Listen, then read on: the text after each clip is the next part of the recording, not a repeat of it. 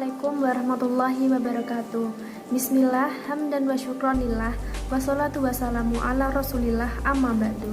Perkenalkan, nama saya Robiatul Adwiyah, NIM 630-2017-0023, Program Studi S1 Ekonomi Syariah, Fakultas Ekonomi dan Bisnis Islam IAIN Salatiga. Di sini, saya akan membahas tentang konsep Islam tentang ekonomi atau perdagangan internasional. Perdagangan internasional adalah sarana untuk melakukan pertukaran barang ataupun jasa atau dalam transaksi jual beli barang antar negara secara internasional. Perdagangan internasional berlangsung karena adanya kerjasama antar negara untuk menghilangkan proteksi perdagangan dan adanya keinginan untuk mempromosikan perdagangan barang dan jasa secara bebas. Adanya perdagangan internasional memberikan keuntungan dan membawa pertumbuhan ekonomi dalam negara secara langsung maupun tidak langsung. Pertumbuhan ekonomi secara langsung misalnya berupa pengaruh yang ditimbulkan terhadap alokasi sumber daya alam dan efisiensi. Adapun secara tidak langsung adalah dengan naiknya investasi. Pada tahun 1995 terbentuk Organisasi Perdagangan Dunia, yaitu WTO, World Trade Organization. WTO dibuat karena untuk mempromosikan perdagangan bebas dalam progres globalisasi. Dengan tujuan WTO untuk mendorong dan mengembangkan liberalisasi perdagangan dan menyediakan sebuah sistem perdagangan dunia yang aman.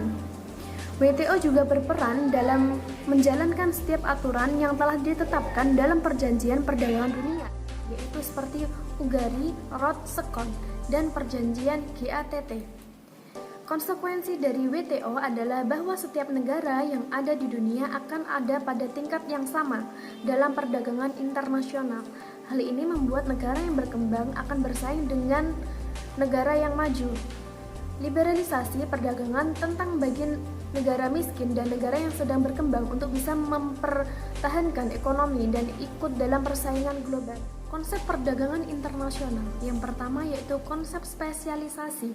Konsep spesialisasi merupakan perdagangan internasional antara dua negara yang dapat berlangsung. Setiap negara memanfaatkan keuntungan yang ditimbulkan oleh perdagangan internasional dengan konsep spesialisasi. Setiap negara harus memspesialisasi diri pada komoditas yang dapat diproduksi secara efisien untuk diekspor ke negara lain. Yang kedua yaitu konsep prinsip keunggulan komparatif. Keunggulan absolut adalah kemampuan suatu negara untuk memproduksi barang yang lebih dari negara lain dengan menggunakan jumlah input yang sama. Adapun keunggulan komparatif yaitu kemampuan suatu negara untuk memproduksi barang ataupun jasa dengan biaya atau kesempatan yang lebih rendah tetapi yang dihasilkan banyak. Selanjutnya yaitu konsep perdagangan internasional menurut Islam. Yang pertama, asas perdagangan didasarkan pada pedagangnya bukan komoditi. Perdagangan domestik maupun perdagangan internasional, Islam menjadikan perdagangan sebagai asas yang dijadikan titik perhatian dalam kajian asas dan hukum-hukum perdagangan. Hukum dagang atau jual beli adalah hukum terhadap kepemilikan harta, bukan hukum terhadap harta yang dimiliki. Secara garis besar, hukum jual beli tersebut merupakan hukum untuk menjual dan membeli, bukan hukum untuk harta yang dibeli. Yang kedua yaitu perdagangan internasional mengikuti politik luar negeri. Status perdagangan internasional mengikuti kebijakan politik luar negeri Islam yang merupakan negara di luar Darul Islam dipandang sebagai Darul Harbi. Darul Harbi sendiri dibagi menjadi dua, yaitu Darul Harbi Fi'lan, yaitu negara yang secara real atau de facto sedang memerangi Islam.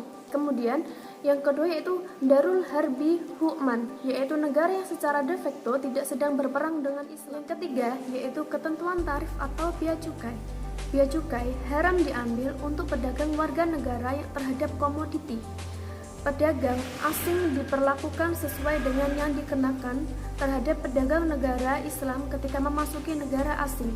Jika pedagang warga negara Islam memasukkan barang dengan dikenakan tarif bea cukai masuk semisal 10%, maka bagi pedagang asing yang masuk ke negara Islam juga dikenakan biaya 10%.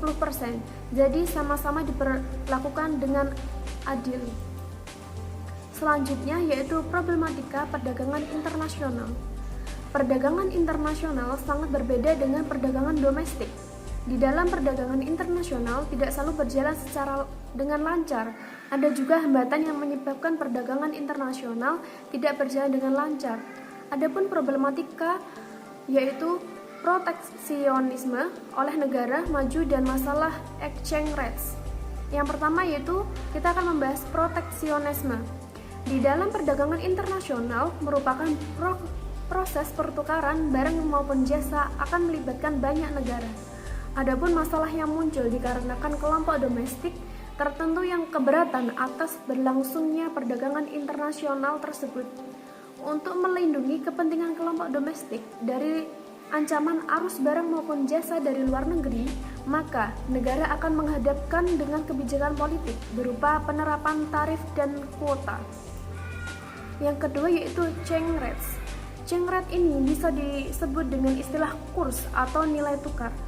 Setiap negara mempunyai nilai tukar tersendiri, maka inilah yang menyebabkan masalah yang muncul. Adapun lembaga ekonomi yang diharapkan dapat menjadi guru ekonomi yang diharapkan dapat mengatasi permasalahan ekonomi internasional, yaitu GATT, yaitu General Agreement on Tariff and Trade. Yang kedua yaitu sistem kurs, Bretton Woods. Yang ketiga yaitu Dana Moneter Internasional, IMF. Yang keempat yaitu Bank Dunia, World Bank. Tetapi dalam implikasinya, lembaga-lembaga berdiri untuk mengatasi permasalahan kurs tersebut tidak dapat menyelesaikan masalah atau memenuhi masalah, maka akan berdampak buruk terhadap negara yang miskin maupun negara yang sedang berkembang. Selanjutnya yaitu manfaat perdagangan internasional. Perdagangan internasional sangat bermanfaat dalam pertumbuhan serta perkembangan ekonomi suatu negara.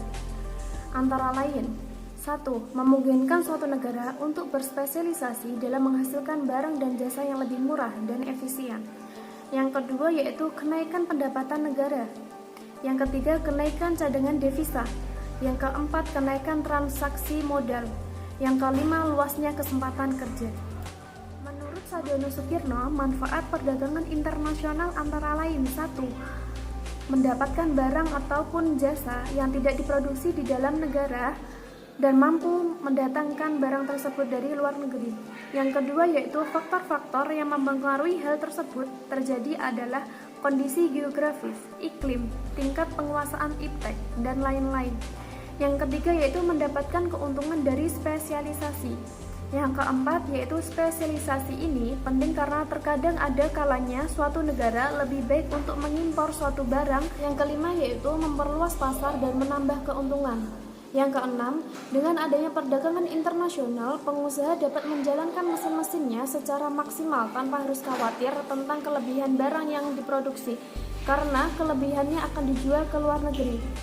Yang ketujuh yaitu transfer teknologi modern. Yang kedelapan, perdagangan luar negeri memungkinkan suatu negara untuk mempelajari teknik produksi yang lebih efisien dan cara-cara manajemen yang lebih modern. Selanjutnya yaitu faktor terjadinya perdagangan internasional.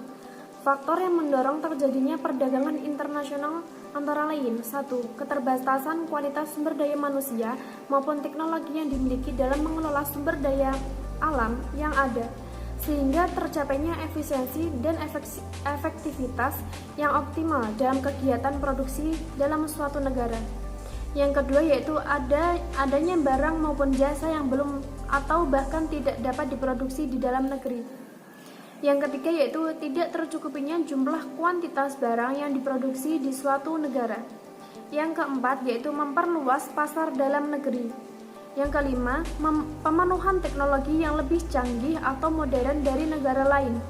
Yang keenam, diperolehnya keuntungan dari adanya spesialisasi.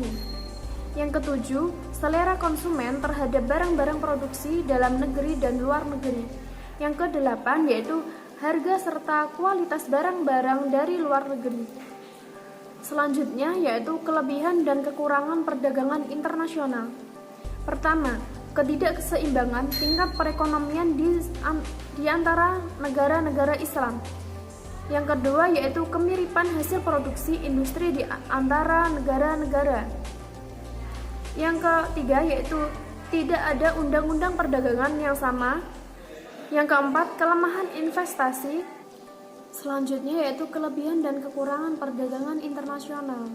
Pertama, ketidakseimbangan tingkat perekonomian di negara-negara Islam. Yang kedua, kemiripan hasil produksi industri di antara negara-negara. Yang ketiga, tidak ada undang-undang perdagangan yang sama. Yang kelima, kelemahan investasi. Yang keenam, ketergantungan yang sangat besar terhadap impor produk negara-negara non-muslim. Kemudian, kelebihan dari perdagangan internasional. 1. Kayanya sumber daya alam yang dimiliki oleh negara-negara Islam, yaitu sumber energi seperti minyak dan gas. Yang kedua yaitu luasnya wilayah negara-negara Islam. Yang ketiga, jumlah penduduk yang besar sehingga terjadi pasar bersama Islam bisa terwujud. Yang keempat, akan memiliki konsumen sebanyak 5,1 miliar orang. Demikian isi presentasi dari saya. Semoga apa yang saya sampaikan dapat bermanfaat bagi kita semua. Jika ada kekurangan mohon dimaafkan. Akhirul kalam, subhanakallahumma wa bihamdika asyhadu alla ilaha anta astaghfiruka wa atubu ilaik. Wassalamualaikum warahmatullahi wabarakatuh.